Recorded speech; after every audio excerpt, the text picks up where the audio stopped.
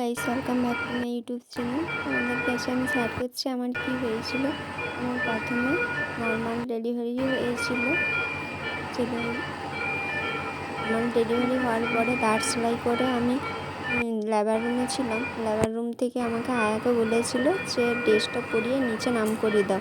আয়া আমাকে ছেড়ে দিয়ে চলে গেছিলো। দিয়ে আমি এক পাশে উবুড় কেঁদে নিচে পড়ে গেছিলাম। ঠিক আছে, পড়ে যাওয়ার পরে আমার প্রচুর ব্লাড যাচ্ছিলো, সব ব্লাড বেরিয়ে গেছিলো, গোটা গাটা আমার সাদা হয়ে গেছিলো।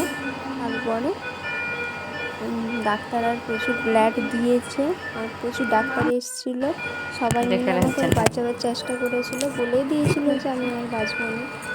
তারপরে ব্লাড দিতে তারপরে আমার শরীরের কতগুলো অংশ কেটে বাদ দেওয়া হয়েছে। তারপরে 72 ঘন্টার পর আমার ছিল আমাকে আশীর্বাদ করে আমি যেন তাড়াতাড়ি সুস্থ হয়ে যাই। ঠিক আছে।